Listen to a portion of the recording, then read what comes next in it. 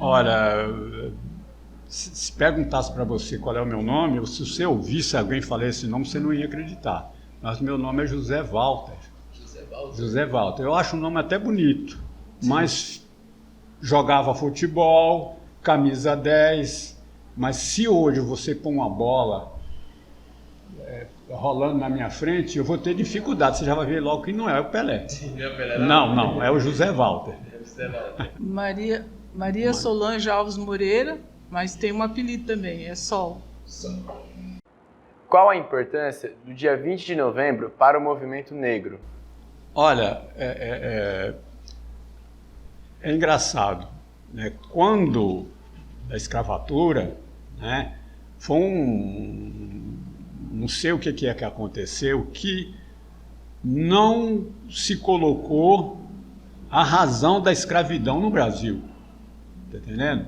E essa escravidão estava marcada para o dia 13 de maio, se não me engano, que falavam 13 de maio. E aí, o movimento negro não concordava com isso, né? Eu estou falando movimento negro porque depois de certo tempo, eu, funcionário de escola, você começa a aprender muito, você começa a participar de congresso, você começa a participar de atividade relacionada ao movimento sindical, ao movimento de libertação, e a escravidão não foi uma coisa que, na época, a princesa Isabel, e a gente tomou conhecimento disso, a princesa Isabel não fez isso de bondade, não, porque a burguesia, na verdade, que se beneficiava com a escravidão, ela não queria perder isso, você está entendendo? Então, era prejuízo quando aboliu a escravidão. Então, a escravidão no Brasil foi feita porque o Brasil foi o último país que acabou com a escravidão. Uma pressão, exatamente, quer dizer, comissões de direitos humanos, a própria ONU, então esses organismos que defendiam o ser humano, que ainda hoje faz isso, começou a fazer restrições com relação à relação comercial com o Brasil. E aí o Brasil falou, aí agora, como é que vai fazer? Obrigatoriamente precisou de romper com essa questão de escravo, quer dizer, acabou o tráfico, a questão da manutenção da escravidão, muitas pessoas, só para vocês terem ideia dessas coisas, gente, quem perdeu o escravo nessa época, depois da libertação dos escravos, foram indenizados, como se o escravo fosse um cavalo, um boi, e aí o Estado precisou desse cavalo, desse boi. O que é que eles faziam? Você perde o boi, mas você vai ter uma indenização. E aí, qual era a indenização? Terras. Não, a fazenda de não sei quantos mil alqueires, outro trecho. Então, aconteceu isso. E para nós do movimento negro, você está entendendo? Uma categoria que a gente organizou por conta da própria história, porque você conta uma coisa real, que houve, você está entendendo? Eu, por exemplo, o meu tempo de militância, eu cheguei a conversar com pessoas que a família dele conheceu o Zumbi dos Palmares, está entendendo? Alagoano, porque eu fiz parte da CNTE. A CNTE é a Confederação Brasileira dos Trabalhadores em Educação. E eu fiz parte desse conselho. Entendeu? Então você conversava com as pessoas, às vezes você ia nos congressos que teve, né? Então a gente começava a conversar neles no particular. E isso a gente quis mudar, você está entendendo? Esse dia 13 de maio para 20 de novembro, por conta da luta do Zumbi dos Palmares, que foi o mentor intelectual para acabar com a escravidão. Se organizou, acho que vocês já ouviram falar, né, da história do Zumbi dos Palmares, organizou Palmares e com uma dificuldade tremenda. Então isso, para mim, foi fundamental. E o movimento negro, porque não é coisa assim inventada por ninguém, ali foi uma comissão muito grande que falou, olha, vamos, e aí agora virou o 20 de novembro, que é o Dia Nacional da Consciência Negra, quer dizer, a partir daí que começou essa questão. E a gente continua ainda, você vê o movimento negro, e tem gente radical, deixa eu falar isso para vocês, porque tem gente radical. Você ou assume a sua negritude, e aí não tem problema nenhum, você vai falar assim, eu sou moreno.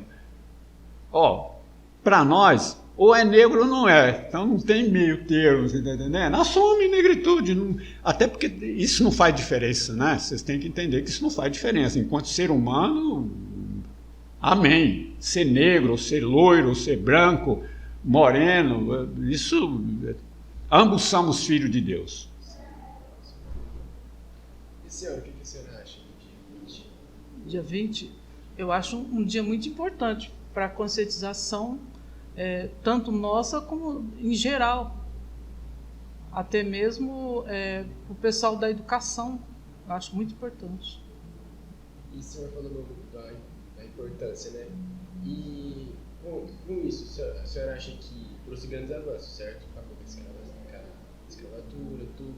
Mas infelizmente, na época, teve o branqueamento, certo? Teve a libertação, que aí teve uma grande desigualdade.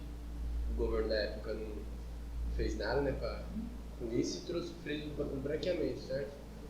O que o senhor sabe? Então, a questão do preconceito é que fez isso, tá entendendo? O negro não foi considerado, se quer saber, o tratamento que tinha com relação aos negros era tão esquisito que não era tratado como gente. Não era tratado como gente. Então, a comida era de coxo, não sei se você sabe o que é coxo, mas era raras pessoas, você está entendendo? Inclusive depois da escravidão inexistir no Brasil, muitas pessoas que eram donos de fazenda, os filhos deles foram para a cidade, não ia ficar de roça, porque quem trabalhava era a negrada, entendendo? E aí, como é que eu faço agora? Os filhos não vai fazer aquele serviço que os negros faziam, os negros, as negras, né? Não queria. Teve gente, eu não sei se vocês já ouviram falar da questão dos quilombos. Por falar nisso, eu faço questão de dizer que eu tenho um terreninho lá que, se o cavalo rolar para lá e rolar para o lado de cá, já cai no terreno do outro, você está entendendo? Mas eu chamo de quilombo.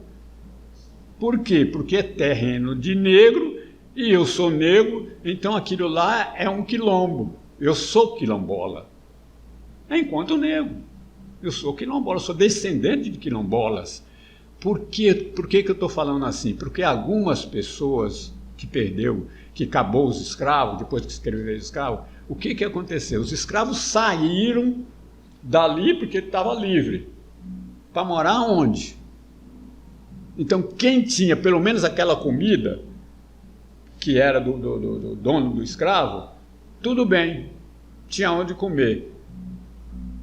Libertou, saiu, desocupou a fazenda, alguns daqueles que eram dono do escravo, os filhos que saíram, eu acabei de falar, o que é que aquele fazendeiro fez? Dividiu a fazenda para aqueles que realmente faziam as coisas dentro da fazenda. Então esses não foram embora. Eles produziam, tinham suas plantações, suas pescas, você tá entendendo? Já passava a vender. Então, e aí existe ainda hoje muitos quilombolas, né? Ainda tem algum lugar que tudo eles produzem alguma coisa, se organizaram.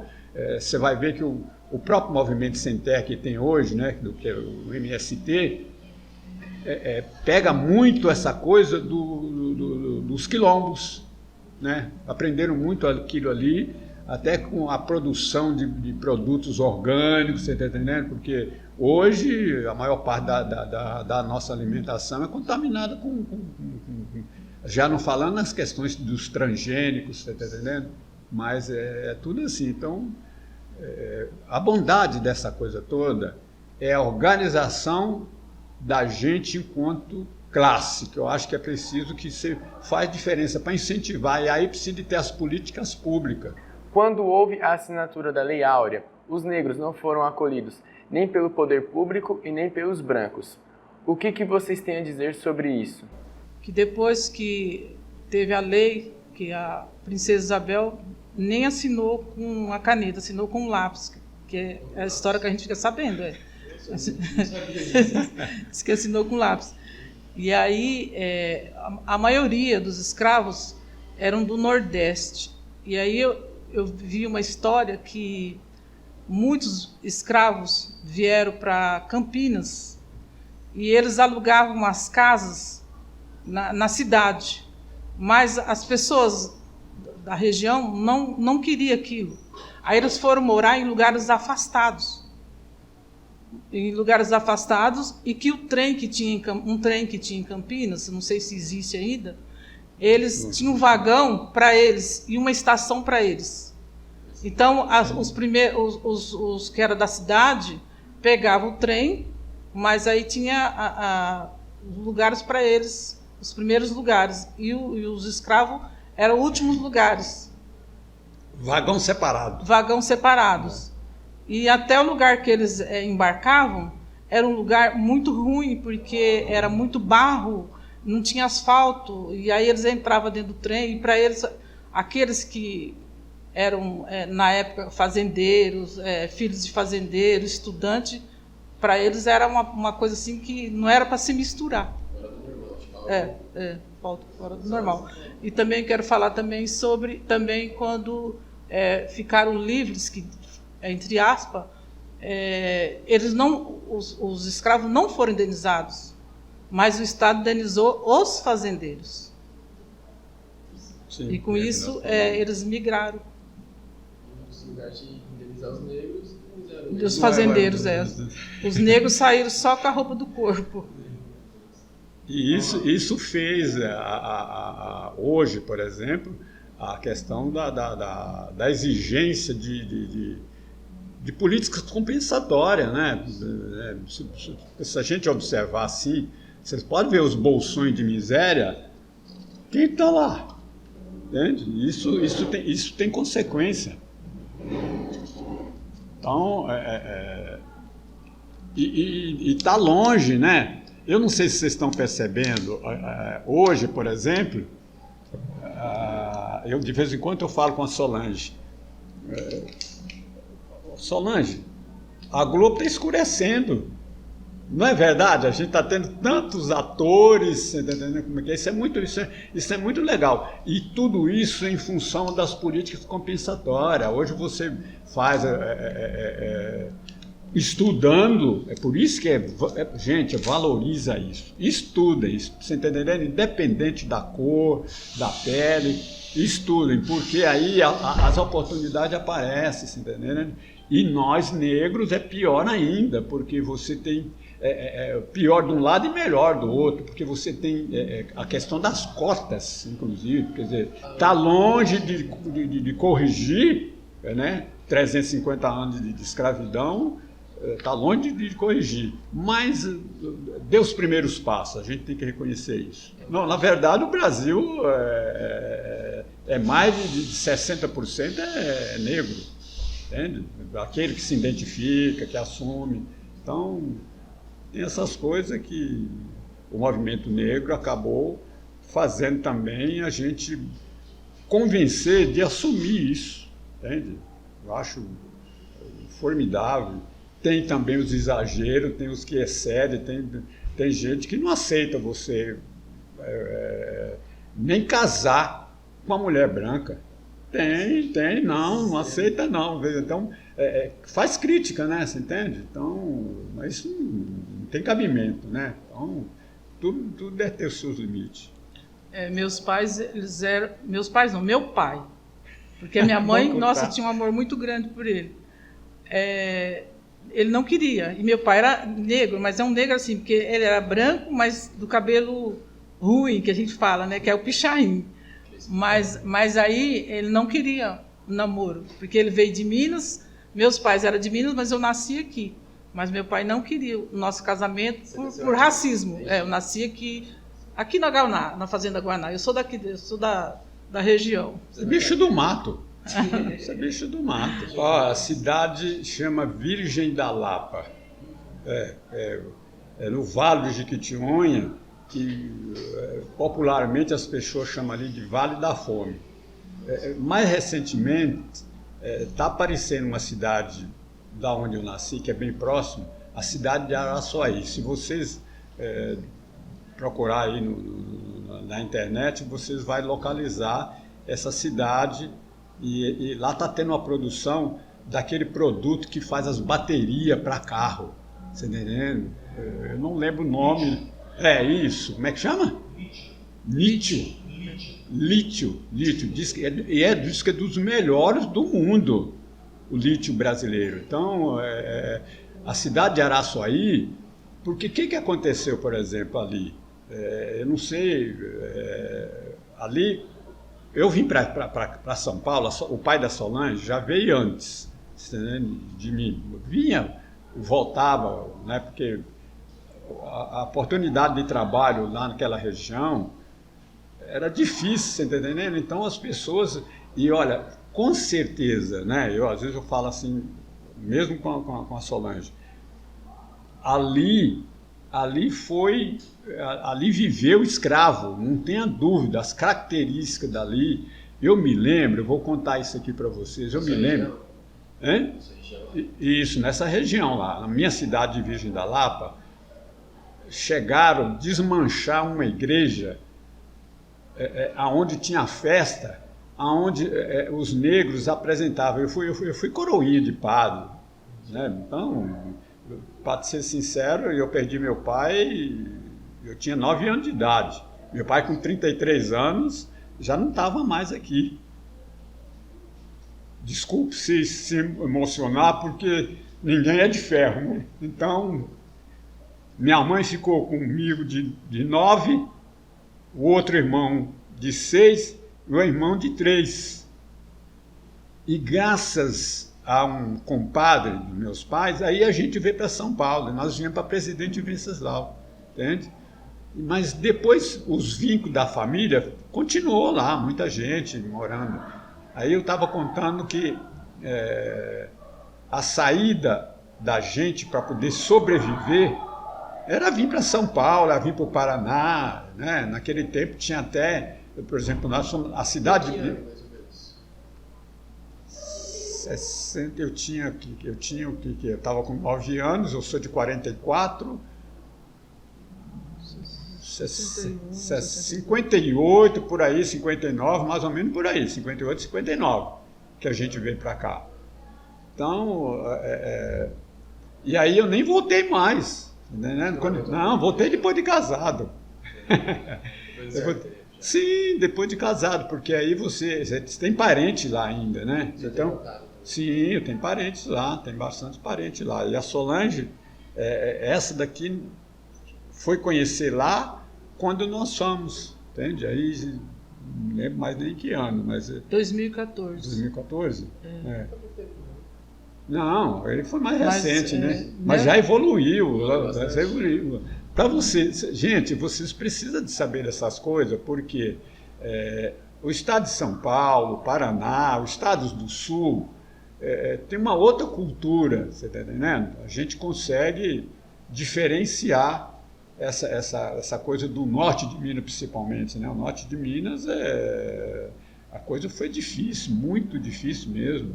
Então, criança, com 7 anos de idade, era pai de família, porque os pais saíram de lá para vir trabalhar no sul, e quem ficava tomando conta da casa, e aí tinha que produzir para se alimentar, era quem ficava na família, entende? Foi o que aconteceu.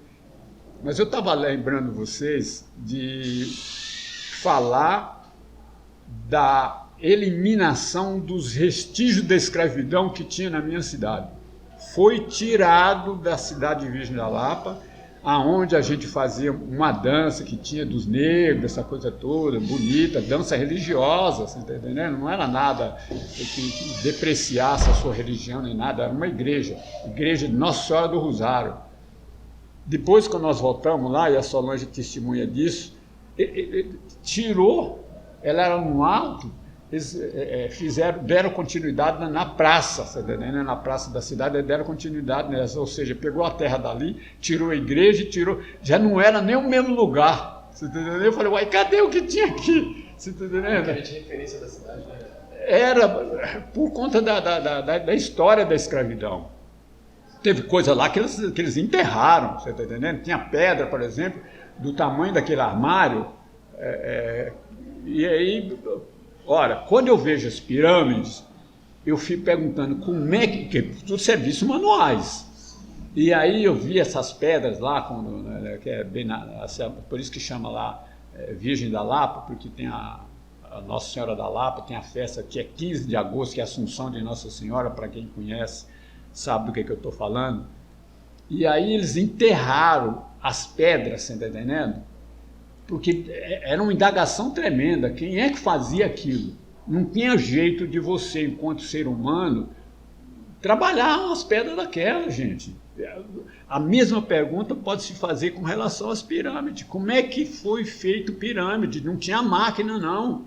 Tudo no braço. Tudo no braço. Quem foi que fez isso? Também não me pergunta porque eu não sei. Entende? Não sei. Mas são coisas assim que... ficou, assim, para mim, ficou esquisito. Para onde? Por que tirar a igreja dali? Apagando memória. Apagando memória. E o pai da senhora não queria que você se casasse com ele? Não, De forma alguma. de jeito nenhum. Depois, e foi me levar no altar. Só que depois, ele veio morar com nós aqui, em Primavera, ele ficou 2 meses. Aí daí em diante eu não podia falar nada de mal do Pelé para ele. Você te conheceu o negão, né? Porque aí ele já estava quase no fim da vida também, sabe? E aí, nossa, era o Pelé no céu e ele na terra. Graças a Deus. E voltando, vocês falaram sobre as cotas, que diminui um pouco a desigualdade. A gente pode ver atores em novelas, em jornais. Vocês acham que tem que ter um avanço maior? Vocês acham que ainda há muito racismo?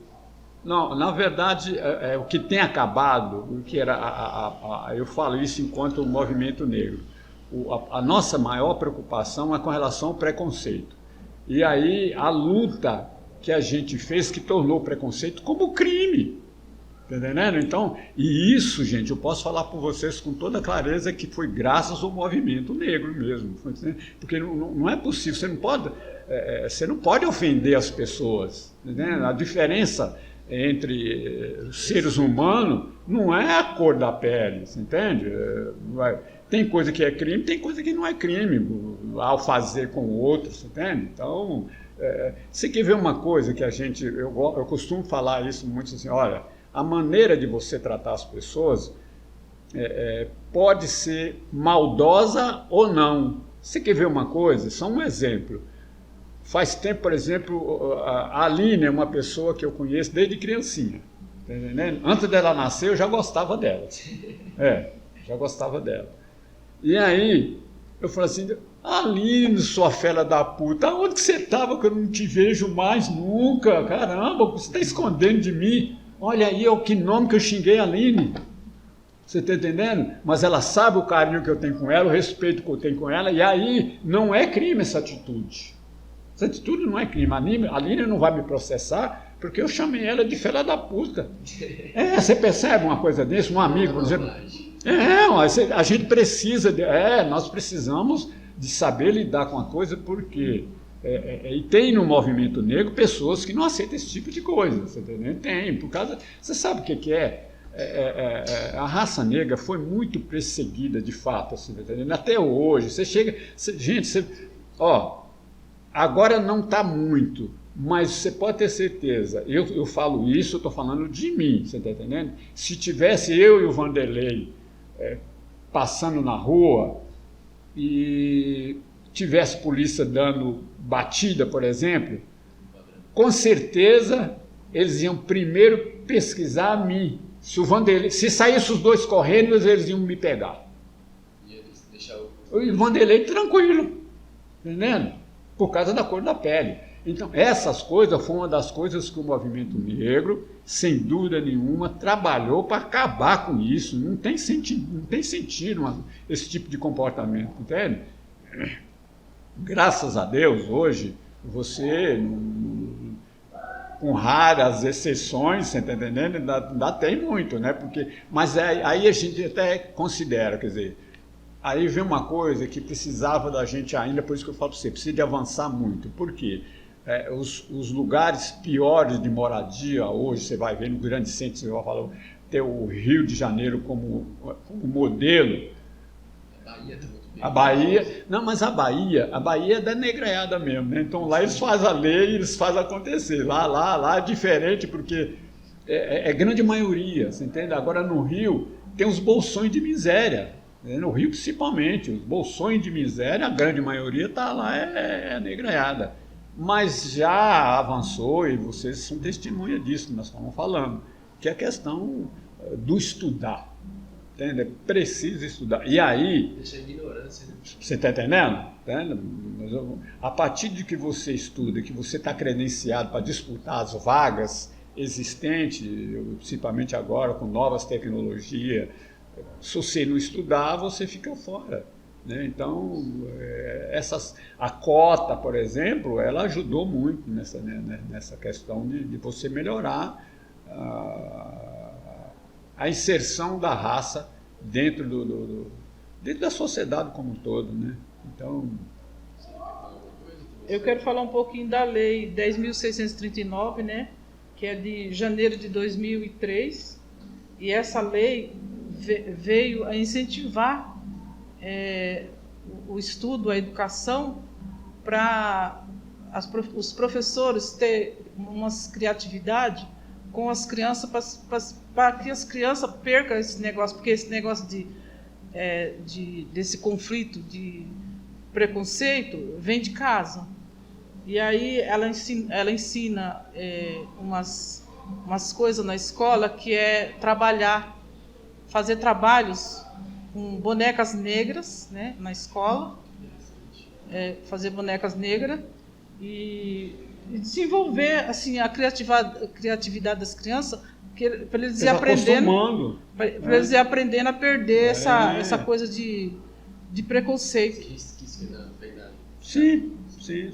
Não, porque quando você, enquanto educando a criança, por exemplo, lidando com a boneca negra, você está entendendo? E isso que a Solange está falando é fundamental, porque a criança que ela está acostumada que o negro é diferente, ela não vai nem no colo deles, você está entendendo? Hoje já não tem mais isso, a criança não está mais com essa coisa, porque criou-se essa possibilidade de a boneca negra, as baiomis, né? As abaiomis, a professora nos ensinou, fez até uma oficina com nós, que é uma coisa assim até muito triste, porque fala sobre os escravos quando vindo da África, quando eles pegavam os escravos para levar para os navios negreiros, eles aí a criança, aí animais, ia tudo nesse mesmo lugar que vinham os negros. E aí as crianças chorando por falta, às vezes porque não estava ali, não estava nem com a mãe, nem com o pai, estava com pessoas estranhas. Aí as negras rasgavam o vestido, fazia as bonequinhas. Legal essa história. E dava para eles brincar, para eles se entreterem. E aí a professora Vânia já deu uma oficina para nós dessas bonequinhas. E já veio gente até de fora para ensinar essas bonequinhas. E aí se ensina muito nas escolas. E também a gente sabe que essas pessoas que vieram da África, que vieram nesse navio, que estava tudo misturado, era animais, tudo misturado. Porco, cavalo, dentro cachorro, do navio. Tudo. E né? aí no porão, né? Aí elas... e as mulheres, desumana. e as mulheres negras também, quando elas iam para um lugar que elas sabiam que ela não ia voltar mais para aquele lugar, no cabelo delas, elas pegavam aquelas sementes da onde eles moravam. Legal. E colocavam no cabelo. Então, elas faziam aquelas coisas assim para esconder, colocavam os turbantes para esconder as sementes das plantas nativas deles. Inclusive, teve uma exposição uma vez aqui no Brasil que mostraram muitas plantas que vieram da África na época, e as negras que trouxeram enrolado no cabelo. Falei disso, as tranças também, né, que eles faziam, não era? Sim, também as tranças, os turbantes, mais os turbantes, dava para esconder as sementes. Não, para saber o caminho dos locais. Sim, também. Também era como se fosse esconderijos, né, as trilhas. O caminho aí, colocavam umas comidas, não era? Aí tem outra coisa também. Tem outra coisa também que sei lá se é crença, o que é, se vai acreditar ou não. Mas em São Paulo tem muito disso, de fazer tal que se fala de macumba. Mas não era macumba na época, porque os negros fugiam e eles não tinham que comer, mas entre eles combinavam, e aí tem os lugares que eles passavam correndo, aí não podia parar para comer, aí aquelas pessoas que sabiam que ia passar alguém ali, colocavam. Ele estava nisso, porque na verdade é mais velho do que eu, evidente, ele já sabia que quem fazia aquilo lá, ele conhecia as pessoas, não sabia fazer cura nem maldade com ninguém. Nessas macumbas, que eles falam que é macumba, eles colocavam velas acesas, mas era para dar claridade na comida que tinha. Você não sabia, né? Não, mas você está vendo como é que é interessante a gente conversar essas coisas. Eu acho muito legal quando a Vânia chama a gente para fazer esse debate, essa conversa com vocês, porque são coisas que ficam aí como verdade, né? A educação não transforma o mundo, mas ela muda as pessoas e as pessoas transformam o mundo. Gostei da frase. De Paulo Freire. Gostei da frase. Mas, na verdade, o ser humano, eu faço uma piada de brincadeira, que você não vai ver Deus construindo escola, você não vai ver Deus fazendo lâmpada, você não vai ver Deus carpinteiro, você não vai ver Deus pedreiro, você não vai ver Deus professor, você não vai ver Deus. Então, ele pôs esse tanto de gente no mundo, foi para substituir e para construir aquilo que ele desejar para o bem das pessoas, que todos nós somos filhos dele. A gente não pode esquecer isso. Todos nós, independente da cor da pele, independente do poder financeiro, independente da sua crença, são todos filhos de Deus. E então ele deixou-nos aqui esse monte de gente, aqueles que estão querendo se matar, aqueles que estão matando os outros, tudo veio aqui, não foi para fazer maldade, não. E aí você não tenha dúvida que quem faz o mal vai pagar com consequências gravíssimas. Então, eu penso muito nisso, né?